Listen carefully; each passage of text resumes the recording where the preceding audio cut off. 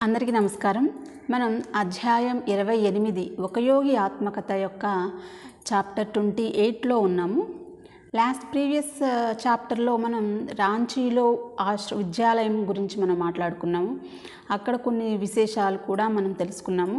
So అక్కడ 2000 మంది admissions అనేవి జరిగినాయి. అది రాంచీలో ఒక రాజభవనంలో ఏర్పాటు చేశారు. ఆ విధంగా అక్కడ బయట మొక్కల కింద అలా బయట ఎక్కువగా క్లాసెస్ అనేవి జరుగుతూ ఉన్నాయి. అలాగే అక్కడ హాస్టల్ వసతి కూడా అందరికీ అక్కడ ఉండడానికి కూడా ఒక 100 మందికి అక్కడ బస చేయడానికి కూడా అవకాశం ఏర్పాటు చేశారు. సో ఆ విధంగా పిల్లలు 100 మెంబర్స్ అట్లా ఉంటున్నారు కదా, వాళ్ళలో కొంతమందిని తీసుకుని మన గురువుగారు ఒకరోజు అలా బయటికి వాకింగ్కి లాగా ఎర్లీ మార్నింగ్ లెగ్సి అందరూ కలిసి వెళ్ళారంట. అంటే వాకింగ్ వెళ్ళడము అక్కడ కొంతసేపు సరదాగా గడపాలి అనే ఉద్దేశంతో బయలుదేరారు. ఒక కొండ ఉంది. ఆ కొండ దగ్గరలో ఒక చెరువు, ఒక కాలువ లాంటివి ఉందన్నమాట. అందులోకి వాళ్ళందరూ కూడా చక్కగా వెళ్ళి స్నానం చేశారు. స్నానం చేయడం అక్కడ చిన్న చిన్న పాములు అన్నీ కూడా ఉండి వాళ్ళు ఇబ్బంది పడి మళ్ళీ పైకి వచ్చేసి అట్లా కొన్ని సరదా సన్నివేశాలు కూడా జరుగుతూ ఉన్నాయన్నమాట. అలా వాళ్ళందరూ కూడా కొంచెం వినోదంగా కాలం గడిపిన తర్వాత ఒక చెట్టు కింద కూర్చుని వాళ్ళు వనభోజనం లాగా చేయడం మొదలుపెట్టారంట. సో అట్లా వనభోజనాలు కూడా అయిపోయినాయి. భోజనం కూడా చేసేసిన తర్వాత ఇక అందరూ కొంచెం కులాసాగా ఉన్నారు, కొంచెం హ్యాపీ మూడ్లో ఉన్నారు. కాబట్టి గురువుగారిని కూడా కొన్ని ప్రశ్నలు వేద్దాము అని పిల్లలందరూ కూడా సరదా పడ్డారనమాట. అలా మన గురువుగారిని యోగానందుడిని క్వశ్చన్స్ అడిగారు కొంతమంది పిల్లలు. ఒక పిల్లవాడు ఒక క్వశ్చన్ అడిగారనమాట. ఏమని, గురువుగారు నేను ఈ విధంగా ఆశ్రమంలోనే ఎక్కువ కాలం గడుపుతానా, అంటే నేను ఇక్కడే ఉంటానా అని చెప్పేసి అడిగాను అనమాట. అంటే నా జీవితం మొత్తం నేను ఇక్కడే గడపాలనుకుంటున్నాను, అదే జరుగుద్దా అని చెప్పేసి నా భవిష్యత్తు గురించి చెప్పమంటారనమాట.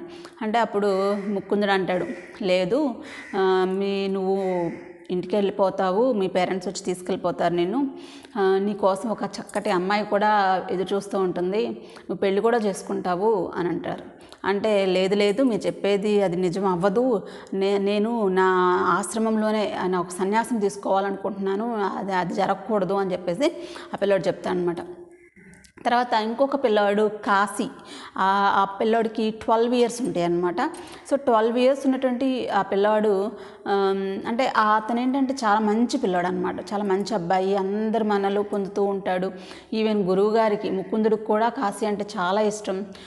అందరూ మీకు అక్కడ ఉన్న అందరూ కూడా కాశీ అంటే చాలా మంచిగా అనిపిస్తుంది, మంచి అబ్బాయి అని చెప్పేసి తెలుసు అనమాట. సో అట్లాంటి కాశీ గురువుగారిని ప్రశ్న వేస్తాడు. గురుగారు, నా భవిష్యత్తు ఎలా ఉండబోతుందో నాకు చెప్పండి కొంచెం అని చెప్పేసి అడుగుతాడు అనమాట. అడగంగానే ముకుందుడు వెంటనే ఎవరో బలవంతంగా ఫోర్స్ఫుల్గా అతనితో చెప్పించినట్టుగా నువ్వు భవిష్యత్తులో చనిపోతావు అని చెప్పేసి చెప్పేస్తారంట. అది అతను గురువుగారు వాంటెడ్లో ఆలోచించి చెప్పింది కాదనమాట. ఒక ఫోర్స్ ఆయన చేత అలా చెప్పించింది. ఇదేంటి నేను ఎట్లా చెప్పేశానని చెప్పేసి వెంటనే మళ్ళీ ఈయనే అనుకుంటారనమాట. ముకుందుడే అనుకుని ఇంకా ప్రశ్నలు వద్దు, ఏమీ వద్దు, వెళ్ళిపోదాం పదండి అని చెప్పేసి మూడ్ ఆఫ్ అయిపోయి వెళ్ళిపోతారు. అందరూ ఏమో షాక్లోనే ఉంటారు, ఏంటి అమ్మ అట్లా. ఈవెన్ కాశీ కూడా దాని గురించి ఆలోచిస్తూ ఉంటాడు అనమాట. ఇక విద్యాలయానికి వెళ్ళిపోయిన తర్వాత మన కాశీ వచ్చేసి మళ్ళీ ముకుందుడి దగ్గరికి వెళ్తాడనమాట. ఈవినింగ్ సాయంత్రం పూట వెళ్ళి, గురువుగారు నేను చనిపోతానండి, నిజంగానే నేను చనిపోతానా అని చెప్పేసి మళ్ళీ అడుగుతాడనమాట. గురువుగారేమో ఏం చెప్పాలో అనేది అర్థం కావట్లా. ఒకవేళ అదే కనుక జరిగితే మీరు నాకు మాట ఇవ్వాలి. ఏంటి అంటే, నేను చనిపోతే మళ్ళీ నేను పుడతాను కదా ఎక్కడో చాట, ఆ పుట్టినప్పుడు నన్ను ఆధ్యాత్మిక మార్గంలోకి తీసుకువస్తాను అని మీరు నాకు మాట ఇవ్వాలి అని చెప్పేసి అంటారు. ఏంటి కాసే, అది అసలు సాధ్యమేనా, ఎట్లా, నా వల్ల కాదు, కుదరదు అసలు, అది నేను ఎట్లా ఇవ్వగలను నీకు అని చెప్పేసి చాలా రోజులు దాన్ని దాటేస్తారనమాట. దానికి సమాధానం చెప్పరు గురువుగారు. కానీ కాశీ మాత్రం వదలకుండా అడుగుతూనే ఉంటాడనమాట. నాకు సమాధానం చెప్పండి, నాకు మాట ఇవ్వండి, మీరు ఒకవేళ నేను చనిపోతే కనుక మీరు నన్ను ఆధ్యాత్మిక మార్గంలోకి తిరిగి తీసుకురావాలి, ఎట్లాగైనా సరే మీరు తీసుకురావాల్సిందే అని చెప్పేసి నాకు మాట ఇవ్వండి అని చెప్పేసి అడుగుతూనే ఉంటాడనమాట.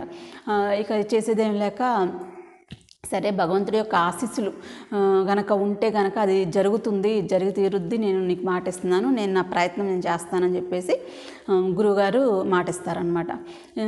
తర్వాత కొన్ని రోజులకి అంటే సమ్మర్ హాలిడేస్ వస్తాయి. సమ్మర్ హాలిడేస్లో పిల్లల పేరెంట్స్ అందరూ వచ్చి తీసుకెళ్తారు కదా, ఇంటికి తీసుకెళ్ళిపోతారు కదా. సో అట్లా వాళ్ళ అయితే గురువుగారికి ఏంటంటే ఒక చిన్న పని పడుద్ది అనమాట. వేరే ఊరు, ఆ సమ్మర్ హాలిడేస్లోనే వేరే ఊరు వెళ్ళాల్సిన అవసరం ఉంటే కాశీని పిలిచి చెప్తారు, కాశీ నువ్వు ఎట్టి పరిస్థితుల్లోనూ ఆశ్రమం దాటి వెళ్ళొద్దు, ఏదేమైనా సరే ఇక్కడే ఉండు, నేను వచ్చేదాకా కూడా నువ్వు ఆశ్రమం అయితే విడిచి వెళ్ళొద్దు అని చెప్పి చెప్తారు. అంటే అక్కడ గురువుగారికి ఏమనిపిస్తుందంట, ఆయన అక్కడే కాశీ కనుక ఆశ్రమంలోనే ఉంటే చనిపోడు అని యోగానందుడికి అనిపిస్తుంది. సో ఆ విధంగా ఆయన హెచ్చరిస్తారనమాట. ఇక గురువుగారు చెప్పేసి ఆయన వెళ్ళిపోయిన తర్వాత ఈ గురువుగారు వెళ్ళిన మరుసటి రోజే వాళ్ళ నాన్నగారు వచ్చి కాశీని ఇంటికి రమ్మని పిలుస్తారు. కాశీ ఏమో రానంటే రానని చెప్తారు. కానీ ఒక్క 4 రోజులు ఉండి వెళ్ళు, మా అమ్మ కోసం రా, నువ్వు అమ్మని చూసి వెళ్ళు, కానీ ఒక్క 4 రోజులు రా అని చెప్పేసి బతిమాలి ఏదో విధంగా చెప్పి తీసుకెళ్ళిపోతారనమాట. తీసుకెళ్ళిపోతే తర్వాత గురువుగారు వచ్చేసరికి కాశీ కనిపించడు. సరే అసలు ఏమైందా, కాశీ లేడు కదా, వాళ్ళని చూసొద్దాము, వాళ్ళ ఇంటికి వెళ్ళి చూసొద్దాం అని చెప్పేసి గురువుగారు వాళ్ళ ఇంటికని బయలుదేరతారనమాట. బయలుదేరుతుంటే దారిలోనే మధ్యలోనే కాశీ వాళ్ళ నాన్నగారు ఇంకా వాళ్ళ బంధువులు అందరూ కూడా ఒక విచారకరమైన దుస్తులు అట్లా వేసుకుని ఇలా వస్తూ ఉంటారు. ఇక గురువుగారికి అర్థమైపోద్ది, ఓకే కాశీ చనిపోయాడు అని చెప్పేసి అర్థమైపోతుంది. వెళ్ళిపోయి వాళ్ళ నాన్నగారిని గట్టిగా గద్దిస్తారనమాట. ఏంటి మీరేం చేశారు, నా కాశీని మీరు నాకు దూరం చేశారు, ఎందుకు ఇలా చేశారు, అసలు ఏమైంది అని అడిగితే చెప్తారనమాట. కాశీని అనేది తీసుకొచ్చిన కొన్ని రోజులకే బయట ఫుడ్ సంథింగ్ అలా ఫుడ్ తినడం వల్ల ఫుడ్ పాయిజన్ అయ్యి కలరా వ్యాధి వచ్చి చనిపోవడం జరిగింది అని విచారంగా, ఆల్రెడీ ఆయన బాధగానే ఉంటారు కదా, అరే నేనే బలవంతంగా తీసుకొచ్చాను అని. ఆయన ఒక మంచి ఫేవరెట్ స్టూడెంట్ చనిపోయాడు అన్నప్పుడు బాధగా ఉంటుంది కదా. సో ఆ బాధలో ఆయన చాలా రోజులు అలా ఉండి ఆ బాధ నుండి బయటపడిన కొన్ని రోజులకి ఇక మనం ప్రతిసారి కాశీ కనిపిస్తానే ఉంటున్నాడంట. అంటే కాశీ గుర్తొస్తూ ఉన్నాడనమాట. బాగా ఎటు చూసినా కాశీ గుర్తొస్తున్నాడు. ఏంటంటే అతనికి ఆయన ఇచ్చిన వాగ్దానం అనమాట అది. సో ఆ వాగ్దానం నేను ఇచ్చాను కదా, ఇప్పుడు నేనేం చేయాలి, సో కాశీ ఎక్కడున్నాడో కనుక్కోవాలి, అతన్ని ఆధ్యాత్మికంగా తీసుకురావాలి, సో దీనికి పరిష్కారం ఏంటని చెప్పేసి ఇక ఆలోచనలో పడతారనమాట. మాట ఇచ్చాను కాబట్టి తప్పకుండా నెరవేర్చుకోవాలి, సో ఫస్ట్ నేను చేయాల్సింది ఏంటి అనుకుని గురువుగారు ఆలోచిస్తారు. సో ఫస్ట్ కాశీ యొక్క ఆత్మ ఎక్కడుంది అనేది తెలుసుకుని అప్పుడు దానికి అనుగుణంగా నేను అతన్ని ఏ విధంగా ఆధ్యాత్మికంగా తీసుకెళ్ళాలి అనేది అప్పుడు ఆలోచించాలి అనుకుంటాను అనమాట. సో దానికోసం ఆత్మ ఎక్కడుందో తెలుసుకోవాలి అంటే ఒక రహస్యమైనటువంటి యోగ ప్రక్రియ ఒకటి ఉందంట. సో ఆ యోగ ప్రక్రియని మన గురువుగారు నేర్చుకుని ఇక ఒక 6 months కాశీ చనిపోయిన 6 నెలల వరకు ఆ సాధనలోనే ఉంటారనమాట. ఆయన ప్రాక్టీస్ చేస్తారనమాట. సో ఏం చేయాలి, ఆత్మ ఎక్కడుంది అనేది. సో అట్లా ఆ సాధనలో భాగంగా ఆయనకి ఫస్ట్ తెలుస్తుంది ఏంటి అంటే అంటే అంతరిక్షంలోనే చాలా ఆత్మలు ఉంటాయి, ఆ ఆత్మల్లో మళ్ళీ కాశీ ఆత్మ ఏదో అనేది మనం గ్రహించాలి. సో అట్లా చాలా ఆత్మల్లో అంటే ఇంకా పుట్టలేదనమాట, ఎక్కడ కాశీ పుట్టలేదు అనేది మాత్రం ఆయనకి ఫస్ట్ స్పష్టంగా తెలిసిందనమాట. సాధన చేస్తూ ఉన్నారుగా అప్పుడప్పుడు ఆ యోగ ప్రక్రియలో భాగంగా ఏంటంట 2 చేతులు పైకెత్తేసేసి మామూలుగా రొటేట్ అవ్వాలంట. అంటే ఇక్కడ యాంటీనా లాగా ఈ చేతులు 2 ఏంటంటే యాంటీనా లాగా పనిచేస్తాయి.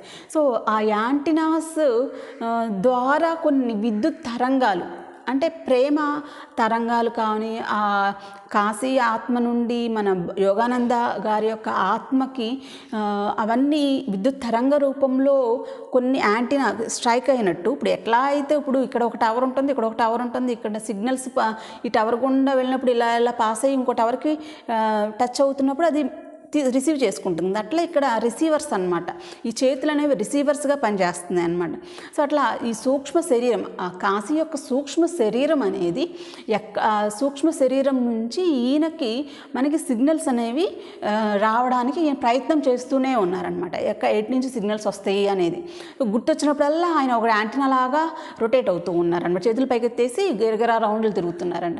ఇక మనుషులున్నా ఎవరున్నా కూడా ఆయన ఏం ఆలోచించట్లా. అందరూ ఏంటి ఇలా చూస్తూనే ఉంటాయి, ఏంటి ఇలా తిరుగుతున్నారు ఏంటి అని చెప్పి చూస్తున్నారు. బట్ ఈయన ప్రయత్నం ఏంటి అంటే కాశీ ఆత్మ ఇక్కడ ఎక్కడన్నా ఉంటే కనుక ఆ సిగ్నల్స్ ఈయనకి తగులుతాయి. ఆ విద్యుత్ తరంగాలు ఈయన ఈ వేళ చివర అనేది తగులుతుంది. ఆ కరెంట్ షాక్ వచ్చినట్టు అనిపిస్తుంది అంట అట్లా కనుక. సో అది ఈయనకి ఆ వైబ్రేషన్స్ అనేవి తెలుస్తాయి అని చెప్పేసి ఆయన ప్రయత్నం చేస్తూ ఉన్నారు. సో అలా ఒకరోజు చాలామంది జనాలు ఉన్నారు. ఆ జనాల మధ్యలో ఈయనకి ఇట్లా రొటేట్ అవుతూ ఉన్నారన్నమాట. సందులు ఉన్నాయి, నాలుగు సందులు ఉన్నాయి. ఆ 4 సందుల మధ్యలో ఉండి మన యోగానందుడు రొటేట్ అవుతున్నారనమాట. యాంటీనా చేతులు 2 పైకెత్తేసి రొటేట్ అవుతున్నప్పుడు ఒక సందు వైపు తిరగంగానే ఈయనకి వైబ్రేషన్స్ రీచ్ అయినాయి అంట, సిగ్నల్స్ అందినాయి అంట. మళ్ళీ ఇంకొక సందుల వైపు తిరుగుతున్నప్పుడు ఆ వైబ్రేషన్స్ రావట్లా. సో ఒక సందు వైపు తిరిగినప్పుడు ఆయన మళ్ళీ అదే సందు వైపు తిరిగి చేతులు 2 పైకెత్తినప్పుడు ఆయనకి ఒక ఇన్నర్ వాయిస్ వినిపించింది. నేను కాశీ ఆత్మను, నా దగ్గరికి రండి అని చెప్పేసి ఒక బొంగురు గొంతు. నేను మామూలుగా కాశీ బ్రతుకున్నప్పుడు ఆయనకి బొంగురు గొంతు ఉండేదంట. సో ఆ బొంగురు గొంతు అనేది ఈయనకి స్పష్టంగా వినిపించిందంట. ఓకే, ఆయనకి ఇంకప్పుడు గురువుగారికి హ్యాపీ అయ్యి సరే ఇంకా ఈ సందు వైపే ఉన్నాడు కాశీ అని చెప్పేసి ఆ సందు వైపు వెళ్ళడం మొదలు పెడతారనమాట. ఇక ఆ సందుకి దగ్గరికి వెళ్తున్న కొద్దీ ఈయనకి ఆ విద్యుత్ తరంగాలు, ఎలక్ట్రికల్ వేవ్స్ అనేవి ఎక్కువగా తెలుస్తూ ఉందన్నమాట.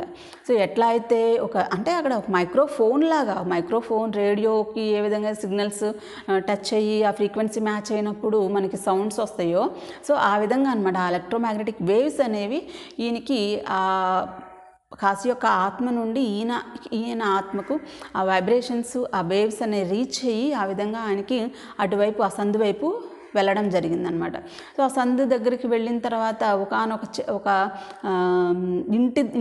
ఇంటి గుమ్మం దగ్గరికి రాగానే ఇక ఆయన కాళ్ళు ముందుకు వెళ్ళటలేదంట, వెనక్కి వెళ్ళట్లే, అక్కడ అలా నిలబడిపోయారు అనమాట. అంతకుముందు ఎట్లా అయితే మన గురువు గారు మన యుక్తేశ్వర గారిని కలుసుకోవడానికి యుక్తేశ్వర గారిని కలుసుకున్నప్పుడు ఏ విధంగా జరిగిందో అట్లా ఇక ముందుకి వెళ్ళటలా వెనక్కి వెళ్ళటలా అలా నిలబడిపోయారు అనమాట. సో ఈ ఇంట్లోనే మన కాశీ ఆత్మ ఉందని చెప్పేసి ఈయనగా అనిపించింది అనమాట.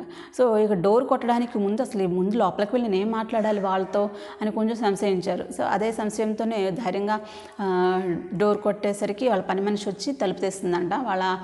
మా అయ్యగారు ఇంట్లోనే ఉన్నారని చెప్పేసరికి ఆయన మెట్ల మీద నుంచి కిందకి దిగి వచ్చి నవ్వుతూనే మంచిగానే మర్యాదగా వాళ్ళని పలకరించడం జరిగింది. సో అట్లా లోపలికి వెళ్ళి కూర్చున్న తర్వాత ఏంటి అని అడిగితే ఈయన వెంటనే చెప్తారు, ఏంటంటే మీరు 6 నెలల నుంచి మీకు సంతానం కోసం ఎదురు చూస్తున్నారా అని అడుగుతారనమాట. అడిగినప్పుడు ఆయనకి వెంటనే అరే మీకెలా తెలుసు అని చెప్పేసి చెప్తారనమాట. చెప్తే అప్పుడు మన ముకుందుడు స్టోరీ మొత్తం చెప్తారు. ఇట్లా కాశీ నా శిష్యుడు, ఆ శిష్యుడు చనిపోయినప్పుడు ఆయనకి మాట ఇచ్చాను, నేను అతను ఆధ్యాత్మిక మార్గంలో తీసుకొస్తానని చెప్పేసి. సో అతను ఇప్పుడు మీ వైఫ్ గర్భంలో ఇప్పుడు ఆ కాశీ ఆత్మ ఉంది అని చెప్పేసి చెప్తాడనమాట. అట్లాగే కాశీ ఇదిగో ఇట్లా ఉంటాడు, మీ పుట్టబోయే బిడ్డ చామన్ ఛాయగా చక్కగా పసుపచ్చ ఛాయలో ఉంటాడు. తర్వాత అతని పోలికలన్నీ కూడా చెప్తాడనమాట. ఇలా మీకు మగబిడ్డ పుడతాడు, అతను ఇట్లా ఉంటాడు, ఈ విధంగా అతను ఆధ్యాత్మికంగా ఎక్కువగా ఇష్టపడతాడు అని చెప్పేసి అదంతా కూడా చెప్పేసి వివరించి వాళ్ళు కూడా నమ్ముతారనమాట. ఇంకా వెళ్ళిపోతారు. వెళ్ళిపోయిన తర్వాత మళ్ళీ ఒక 1 year తర్వాత వచ్చినప్పుడు కాశీ బాబు పుడతారు వాళ్ళకి. ఆ ప్లేస్కి మళ్ళీ వస్తారనమాట. వచ్చినప్పుడు ఆ బాబుని చూస్తే సేమ్ ఆ బాబు కూడా పుట్టినప్పుడు కూడా ఇతన్ని చూసి, అంటే మన యోగానందుడిని చూసి ఆ బాబు అట్రాక్ట్, అంటే నవ్వడము అట్లాంటి కొన్ని సిగ్నల్స్ మనకి చిన్నపిల్లలు చూస్తాం కదా, ఒకసారి ఏడుస్తారు కొంతమంది. కానీ ఇక్కడ ఏమవుతుంది అంటే యోగానందుడికి అట్రాక్ట్ అనేది అవుతారనమాట. ఆ పిల్లవాడు ఇంకా ఎక్కువగా ఆల్రెడీ ఉన్న ఆ ప్రేమ అనేది ఇక్కడ ఎక్కువగా ఇంకా రెండింతలైనట్టుగా ఈయన ఫీల్ అవుతారనమాట కాశీని చూసినప్పుడు. అండ్ పోలికలు కూడా కాశీకి ఎట్లా ఉన్నాయో అలాగే అనిపించిందంట. అండ్ వాళ్ళేంటి తల్లిదండ్రులు కూడా చాలా మంచిగా వాళ్ళు కూడా ఆ పిల్లోడి పేరు మళ్ళీ కాశీ అనే పెడతారనమాట. ఇక తర్వాత మన ముకుందుడు కొన్ని సంవత్సరాలకి అమెరికా వెళ్ళిపోతారు. వెళ్ళిపోయిన తర్వాత అమెరికా వెళ్ళినప్పుడు ఈ బాబు కొంచెం యంగ్ ఏజ్లో ఉన్నప్పుడు మన యోగానందుడికి లెటర్ రాస్తారనమాట. లెటర్ రాసినప్పుడు ఇట్లా నేను ఆధ్యాత్మికతలోకి వెళ్ళాలి అనుకుంటున్నాను అని చెప్పేసి యోగానందుడికి లెటర్ రాసినప్పుడు యోగానందుడేమో అతన్ని మన కాశీని ఒక హిమాలయాల్లో ఉన్న ఒక గురువు గారి దగ్గరికి పంపిస్తడం జరుగుతుందనమాట. సో అక్కడికి వెళ్ళిన తర్వాత ఆయన కూడా కాశీని తన శిష్యుడిగా స్వీకరించడం జరుగుతుంది. ఆ విధంగా ఆధ్యాత్మికతలోకి కాశీని తిరిగి మళ్ళీ పంపించారనమాట మన యోగానందుడు. సో ఇది కాశీ తిరిగి జన్మించడం. సో పుట్టిన మనిషి మళ్ళీ జన్మించడం. సో ఆయన కోరిక అంత బలంగా ఉంది కాబట్టి ఈ చాప్టర్ నుండి మనం ఏం తెలుసుకోవచ్చు bottom line of the chapter అదే అనమాట. మనం ఒకవేళ మన ఆలోచనలు కానీ మనం ఏది అవ్వాలి అనుకుంటే అదే అవుతాం. సో అది ఇప్పుడు ఈ జన్మలో కావచ్చు, నెక్స్ట్ జన్మలో కావచ్చు, ఏదైనా. అందుకే అంటారు మన ఆధ్యాత్మికంగా ప్రగతి చేస్తూ ఉండగా చనిపోతే, ఆలోచనలతో చనిపోతే మళ్ళీ మనం నెక్స్ట్ జన్మలో కూడా ఇక్కడ ఏదైతే మనం కృషి ఉందో, మనం ఇప్పుడు క్రియాయోగ చేస్తే చనిపోయామనుకోండి. సో ఆ ఇప్పుడు వరకు మనకి కొంతవరకు మనం డెవలప్ అయ్యాం, డీప్గా వెళ్ళాం, మెడిటేషన్ ధ్యానం స్థితి అన్ని సమాధి స్థితిలోకి మనం వెళ్ళాం. అది ఎప్పుడు వేస్ట్ అవ్వదు అనమాట. ఇప్పుడు కొండ ఎక్కామనుకో, ఒక కొండ ఎక్కినట్టు ఇప్పుడు కదా, కొండ రీచ్ అవ్వడం అనేది మన టార్గెట్ అయినప్పుడు, అది రీచ్ అయినప్పుడు సగం ఎక్కిన తర్వాత మనం అక్కడ అంటే చనిపోయాము, సంథింగ్ అలా జరిగింది. ఇప్పుడు మళ్ళీ మనం కింద నుంచి ఎక్కవసలా, ఇక్కడ నుంచి మళ్ళీ మనం ఎక్కితే సరిపోతుంది అనమాట. సో అట్లా మనం ఆధ్యాత్మికతలో ఉన్నటువంటి మనకి మంచి పాజిటివ్ పాయింట్ ఏంటంటే ఇదే. సో మనం కొంతవరకు వెళ్ళిన తర్వాత, రీచ్ అయిన తర్వాత అది ఎప్పటికీ వేస్ట్ అవ్వదు. మళ్ళీ మనకి అది ఇంకా ఇది ఒక సక్సెస్, ఒక స్టెప్ అవుతుందన్నమాట. ఎక్కి మనం నిలబడి ఇంకా ముందుకు వెళ్ళడానికి ఇదొక స్టెప్ అవుతుందన్నమాట. ఆ స్టెప్ మీద నుంచి మనం మన గోల్ని మనం రీచ్ అవ్వచ్చు. సో ఇది ఈ చాప్టర్. సో నెక్స్ట్ చాప్టర్తో మళ్ళీ మిమ్మల్ని కలుస్తాను. అంతవరకు సెలవు. నమస్తే.